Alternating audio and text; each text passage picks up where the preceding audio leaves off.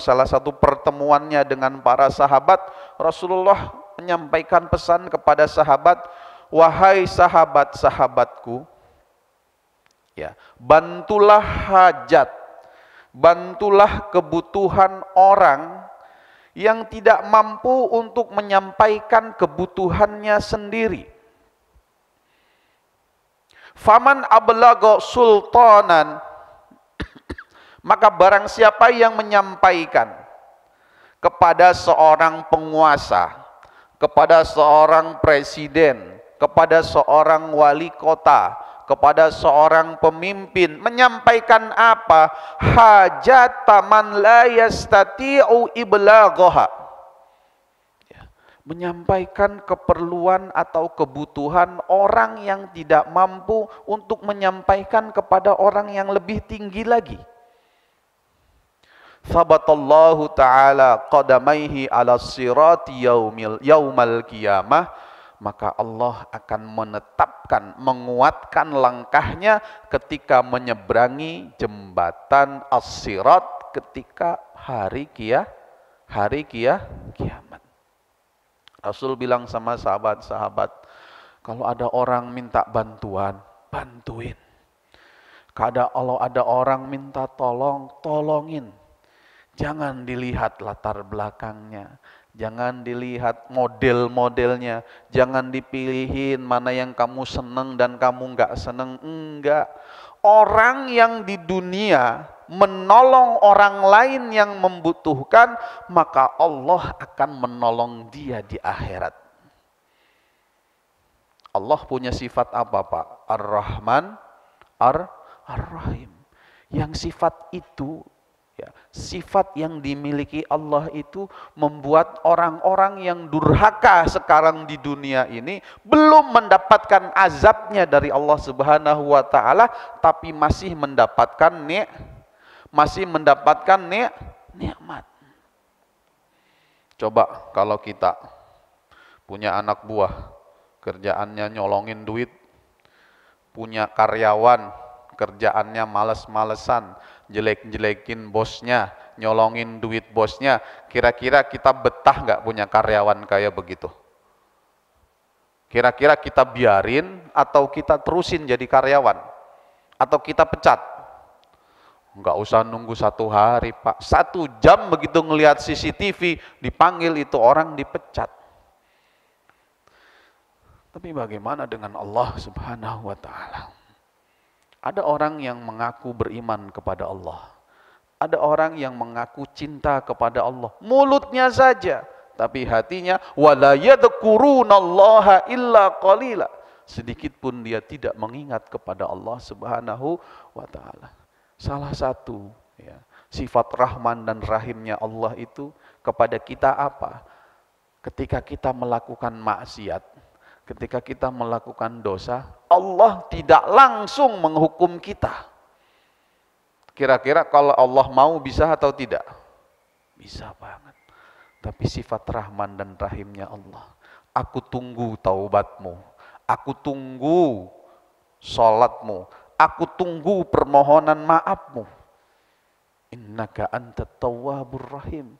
Kata orang-orang yang melakukan dosa ini, sesungguhnya engkau adalah zat yang maha menerima taubat, maha mengampuni.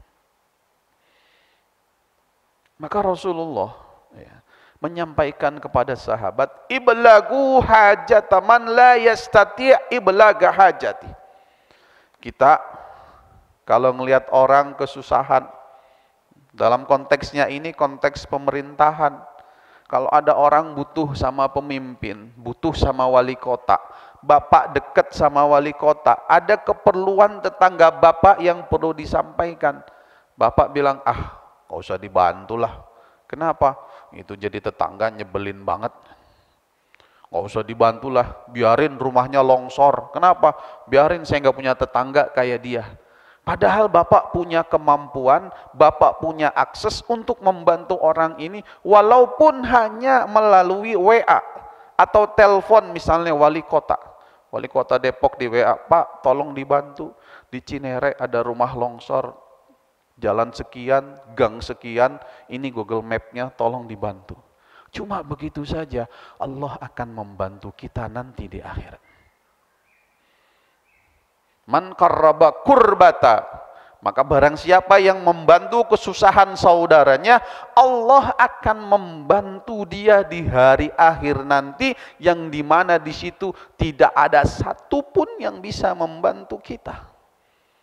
Ya, Pak. Ada riwayat yang sangat panjang dalam Sahih Bukhari dan Sahih Muslim, bagaimana orang-orang ketika di Yaumil Mahsyar, riwayat sahih, hadis sahih, ketika berada di padang mahsyar, orang-orang berbondong-bondong mencari pertolongan, mencari perlindungan. Kenapa? Semuanya takut dengan masa depannya. Semuanya takut nanti dengan hasil akhirnya. Apakah saya masuk surga ataukah saya masuk neraka? Takut. Saking takutnya mencari pertolongan, datang ke para nabi-nabi. Datang ke Nabi Adam, datang ke Nabi Nuh, datang ke Nabi Ibrahim, datang ke Nabi Musa, datang ke Nabi Isa. Semuanya menolak, tidak bisa membantu. Coba kalau kita punya saham di dunia, pernah nolongin orang lagi di jalan tol mau mudik, bannya bocor atau bannya pecah, sementara kita punya kemampuan untuk membantu. Begitu ngeliat, bocor, kasihan deh lo, katanya begitu. Padahal kita punya kesempatan untuk membantu. Ada tetangga kesusahan, ya, tetangga yang dulu mungkin suka menzolimi kita misalnya, atau tetangga yang dulu nggak pernah senyum sama kita. Kadang-kadang kita persoalan senyum aja dipermasalahkan. Tuh tetangga, udah 20 tahun Pak Ustadz, nyapa saya aja nggak pernah. Padahal Rasul sudah mengajarkan, atau amman haramak. Dalam hadis sebelumnya, kalau kamu pengen dapat posisi yang tinggi di sisi Allah Subhanahu wa Ta'ala, kamu tidak perlu melakukan sholat 1000 rakaat, kamu tidak perlu zakat 100 miliar, kamu tidak perlu pergi haji 100 kali, kamu tidak perlu pergi umroh 100 kali. Lakukan hal yang paling simple di dunia ini. Apa itu? Atau amman haramak. Berilah sesuatu yang orang itu tidak pernah memberimu sedikit pun. Berilah senyuman pada tetanggamu, pada saudaramu, pada teman-temanmu yang selama hidupnya tidak pernah memberikan sapaan dan senyuman kepada kita. Bagilah orang-orang yang tidak pernah memberi kepada kita. Berbuat baiklah pada orang-orang yang jahat sama kita. Ini amalan yang ringan tapi sekaligus berat. Rasul memberikan contoh yang luar biasa. Dalam banyak kesempatan Rasulullah selalu membantu para sahabat-sahabatnya. Dalam banyak kesempatan Rasulullah memberikan sesuatu pada orang-orang yang bahkan baru dikenal oleh Rasulullah sallallahu alaihi wasallam. Rasulullah menerima Wahsy, seorang yang kemudian menjadi sahabatnya yang tadinya membunuh pamannya dengan keji. Rasul memberikan maaf. A'ta amman haramak. Maka kalau kita membantu orang lain, maka Allah akan membantu kita di akhirat. Allah senang sekali pada hambanya yang melaksanakan sifat-sifatnya Allah itu Ar-Rahman dan Ar-Rahim. Membantu tanpa memandang latar belakangnya. Membantu orang begitu lewat, orang kecelakaan ditanya, mohon maaf Pak, Islam atau bukan? Ada orang kecelakaan masih ditanya agamanya. Kadang-kadang ditanya, Pak mohon maaf, NU apa Muhammadiyah? Tidak begitu. Kita bantu apa yang bisa kita bantu. Kenapa? Karena kalau urusan dengan Allah, ibadah al-qasirah, urusan dengan Allah Subhanahu wa Ta'ala itu secara transaksional itu tidak logis, Pak. Tidak logis. Kita melakukan banyak kesalahan, itu bisa diampuni oleh Allah dengan kalimat astagfirullahaladzim. Kita melakukan kesalahan yang banyak, itu bisa dihapus seketika oleh Allah kalau kita dengan tulus ikhlas mengucapkan astagfirullahaladzim. Tapi coba urusan sama manusia, Pak. Urusan sama manusia. kezoliman yang sedikit saja, itu bisa menyebabkan kebangkrutan kita nanti di akhirat. Kezaliman yang kita lakukan kepada orang lain, yang di dalam hatinya memendam rasa sakit yang luar biasa, yang dia tidak mau memberikan maafnya, maka itu akan dimintai pertanggungjawabannya oleh Allah Subhanahu wa ta'ala. Wahai manusia, hakku dengan hakmu sudah selesai. Kamu sholat, aku terima. Kamu zakat, aku terima. Kamu berdosa, kamu bertaubat, aku terima. Tapi ada persoalan yang tidak bisa aku selesaikan. Apa itu? Urusanmu dengan manusia. Kenapa? Dulu kamu pernah mencaci maki orang di pinggir jalan, orang itu tidak salah, kemudian kamu caci maki, orang ini marah dan akan menuntut. Besok di akhirat gua tuntut. Ada orang yang mungkin pernah pinjam 100 ribu, 200 ribu, 1 juta, 2 juta, mungkin di zaman dulu lupa atau pura-pura lupa, kemudian melupakan hutangnya, dan orang yang menghutangi, udah nggak apa-apa, nggak usah ditagih di dunia, ditagih di akhirat tuh. Maka ada seorang yang disebut dengan al-muflis, orang yang bangkrut, berangkat dengan amal ibadah yang banyak, dengan PD-nya, dengan yakinnya, begitu masuk di pengadilan Allah Subhanahu wa ta'ala, pengadilan yang seadil-adilnya, nggak ada orang dalam, nggak perlu pakai pengacara yang paling mahal, datanya semuanya lengkap. Tapi begitu masuk pengadilan Allah Subhanahu wa ta'ala, ada orang yang minta haknya dibayar di akhirat. Ada orang yang diminta maafnya di akhirat. Saya tidak redho atas apa yang dia lakukan di dunia, atas kezaliman yang dia lakukan di dunia, atas segala hal yang pernah dia sakiti saya di dunia. Maka bagaimana caranya? Caranya amal ibadah dia akan saya ambil sebagai ganti maaf saya. Kalau tidak punya amal ibadah, dosanya diambil, diberikan kepada orang yang pernah buat dosa sama dia, yang pernah buat salah sama dia. Seperti orang menyakiti orang lain, ya, orang memukuli orang lain misalnya, orang membunuh orang lain, itu nanti di akhirat diambil semua pahalanya, dipindahkan kepada orang yang disakiti. Kalau tidak cukup, maka dosanya orang yang disakiti dipindahkan kepada orang yang pernah menyakiti. Inilah kategorinya orang bangkrut sebangkrut-bangkrutnya.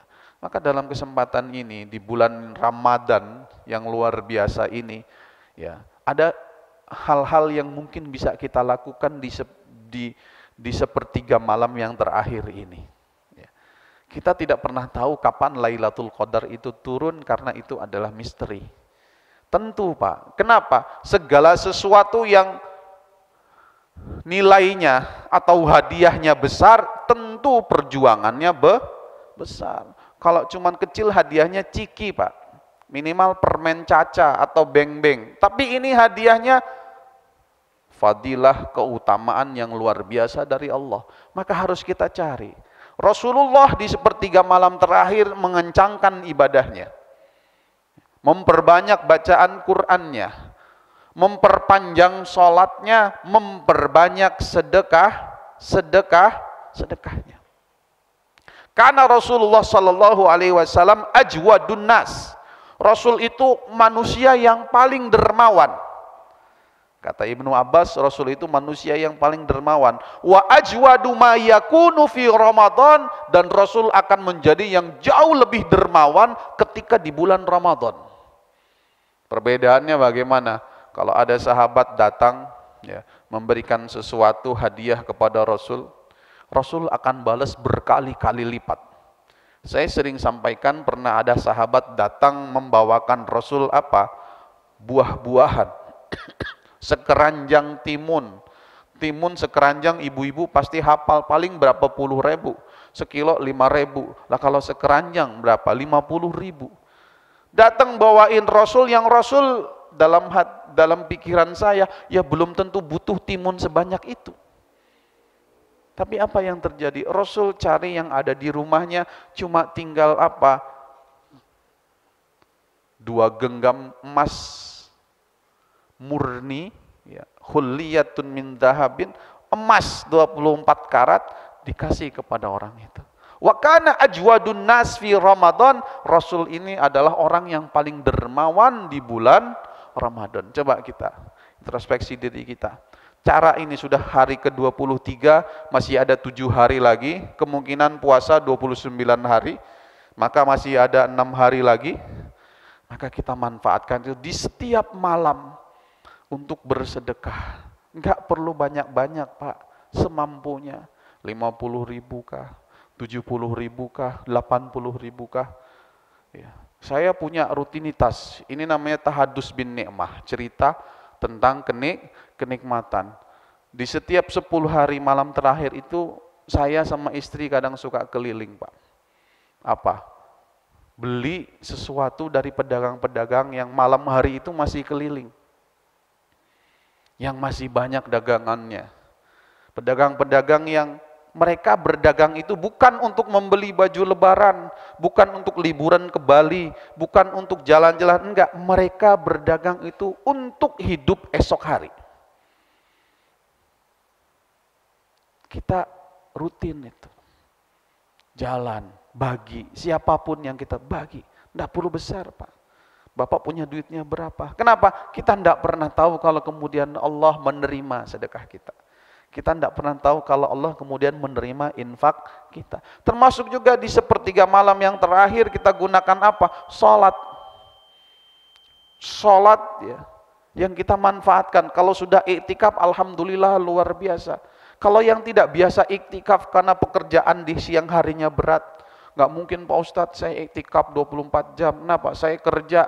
Nah, kalau saya iktikaf, habis iktikaf saya tidur, nggak masuk kantor, di SP, dipecat, nggak dapat THR, repot Pak Ustadz. Ya sudah, lakukan apa yang Bapak bisa. Apa itu? Hidupkan malam-malam di bulan Ramadan, walau hanya 2 rakaat. Nggak perlu niru Rasulullah yang sholat malamnya 2 rakaat, tapi dari Isya sampai subuh.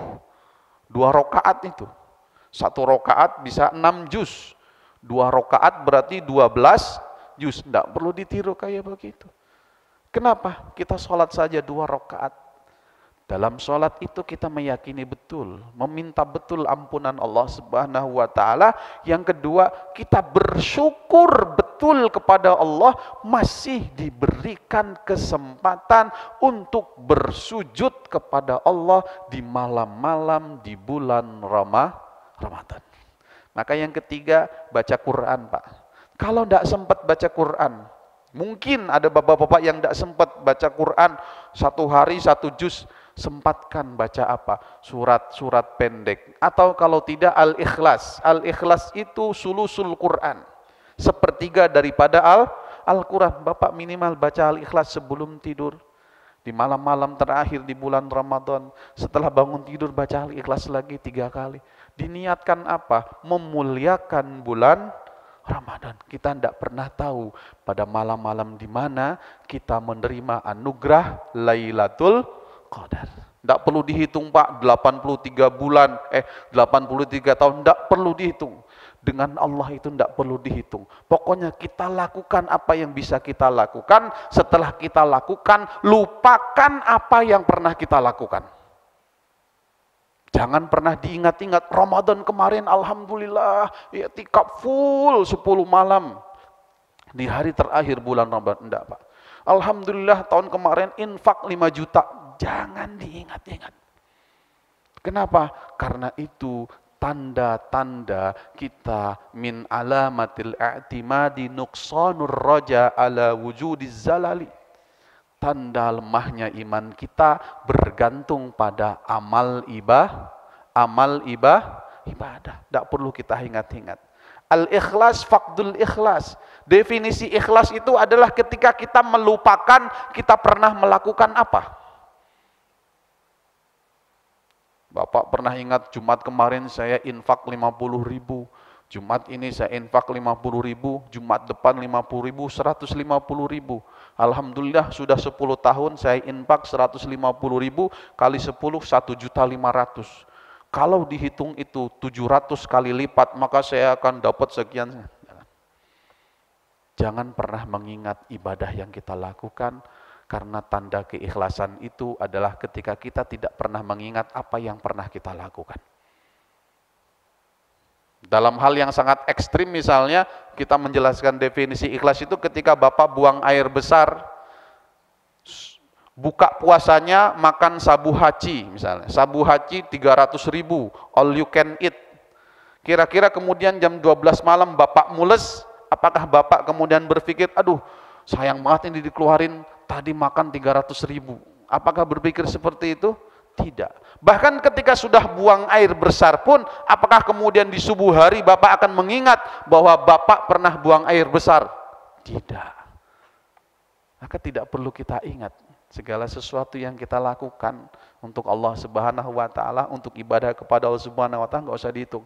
Yang penting ada di hadapan kita, kita laksanakan semampu kita, seikhlas kita, kita tata niat kita bukan untuk mendapatkan sesuatu, tapi cuma mendapatkan ridho dan ampunan dari Allah Subhanahu wa ta'ala. Kata Rasulullah, la yudkhila amaluhu, la yudkhila ahadakum amaluhu, tidak akan memasukkan kalian, tidak akan sungguh memasukkan kalian ke dalam sorga.